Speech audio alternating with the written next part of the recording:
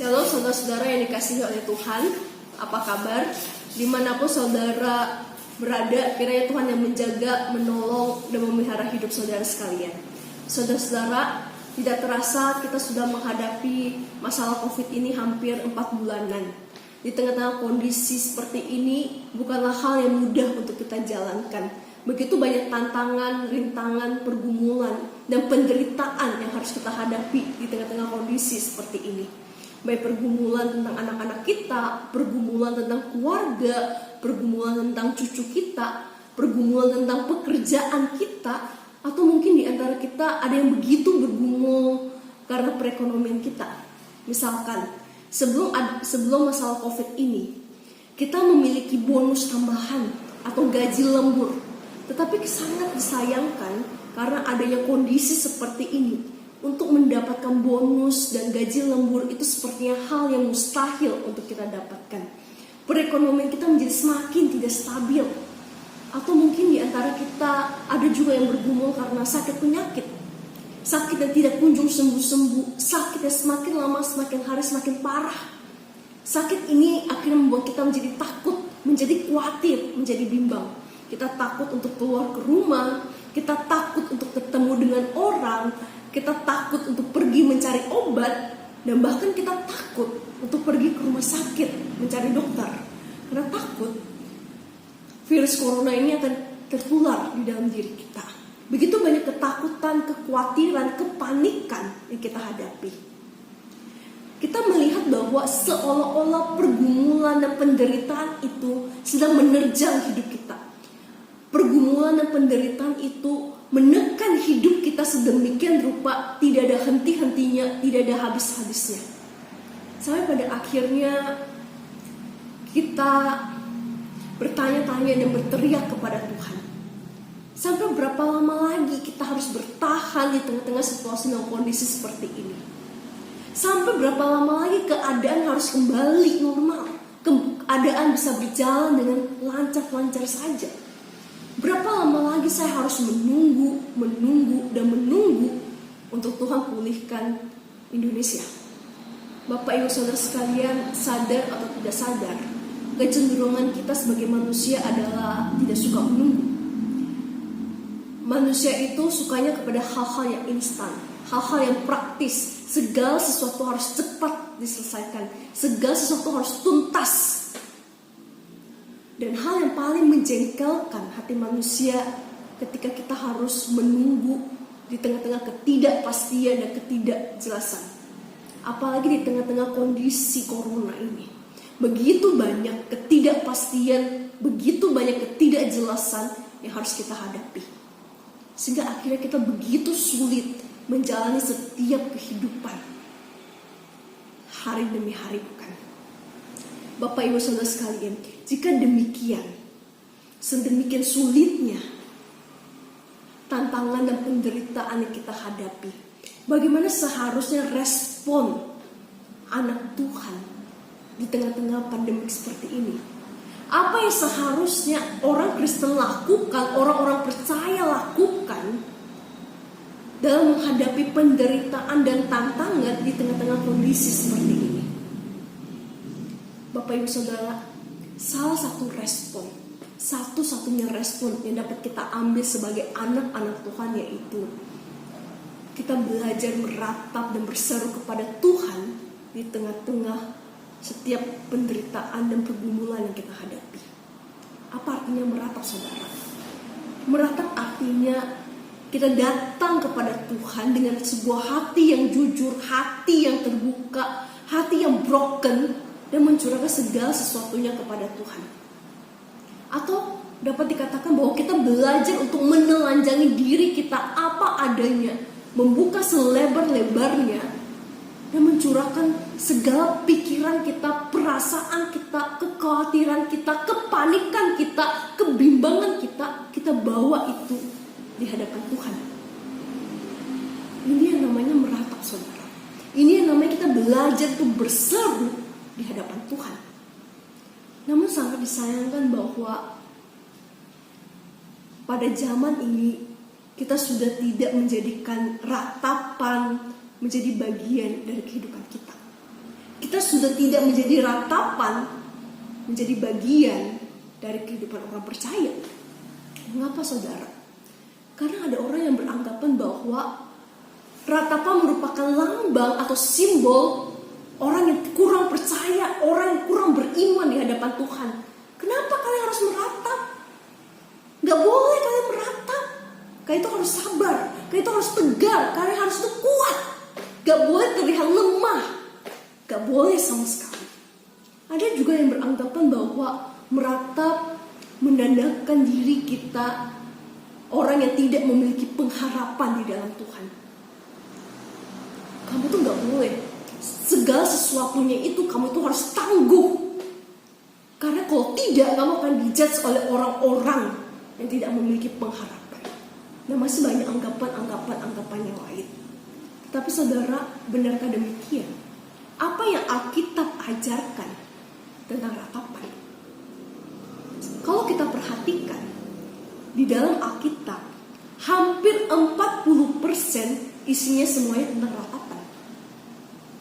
Nabi-nabi di dalam kitab Perjanjian Lama, tokoh-tokoh Alkitab pernah meratap di hadapan Tuhan. Mereka melakukan ratapan bukan sekali atau dua kali, bahkan berulang kali mereka meratap dan berseru di hadapan Tuhan. Bahkan Tuhan Yesus sendiri pun pernah meratap di hadapan Allah Bapa ketika ia sedang di taman Getsemani. Alkitab malah mengajarkan kita sebaliknya. Alkitab mengatakan kita harus belajar meratap dan berseru-seru kepada Tuhan. Saudara, apa yang menjadi alasan Allah mengizinkan sebagian besar isi Alkitab ini adalah ratapan? Kenapa Allah tidak menutupinya? Kenapa Allah tidak memperlihatkan isi Alkitab terhadap hal-hal yang baik saja? Kenapa harus ada isinya ratapan, saudara? Apa yang jadi alasannya? Salah satu alasannya adalah karena Allah tahu bahwa dunia yang kita tinggali saat ini, dunia yang kita tempati adalah dunia yang tidak ideal. Allah tahu bahwa dunia yang kita ada saat ini adalah dunia yang penuh dengan penderitaan, dunia yang penuh pergumulan akan hidup ini. Dunia yang tidak akan habis-habisnya beban hidup itu. Allah tahu itu. Oleh karena itu, Allah melalui firman Tuhan, Alkitab, mengajarkan kepada anak-anak Tuhan untuk belajar meratap dan berseru kepada Tuhan di tengah-tengah ketidakidealan dan ketidakjelasan dalam dunia ini. Karena hanya dengan meratap dan berseru kepada Tuhan, maka kita akan belajar betapa kita memerlukan Tuhan dalam setiap hidup kita. Ketika kita belajar meratap, maka kita akan sadar betapa kita perlu untuk bergantung sama Tuhan. Ketika kita belajar meratap, kita akan belajar untuk berharap dan mengandalkan Dia seumur hidup kita.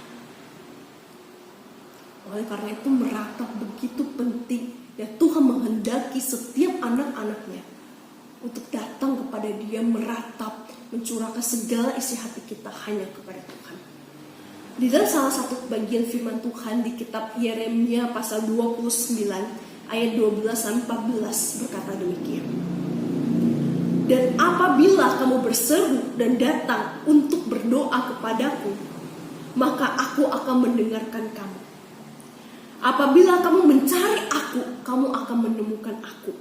Dan apabila kamu menanyakan aku dengan segenap hatimu, maka aku akan membiarkan kamu menemukan aku.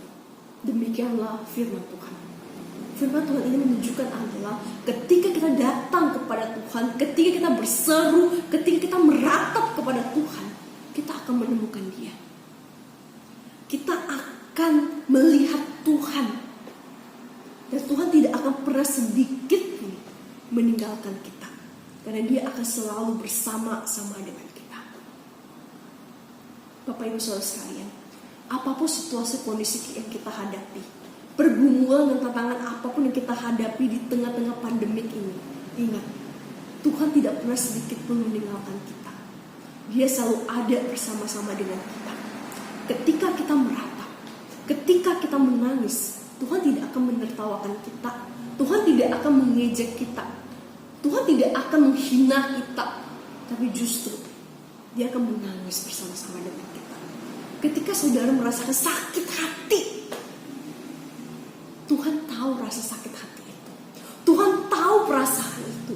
Dan Dia akan datang dan memeluk kamu. Dan Dia akan berjuang bersama-sama dengan kamu. Dia tidak akan pernah sedetik pun meninggalkan anak-anaknya. Karena Dia peduli dengan hidup kita. Kita tidak akan pernah tahu kapan kondisi COVID ini akan berakhir. Bisa tahun ini, bisa juga tahun depan, bisa jadi 2-3 tahun lagi.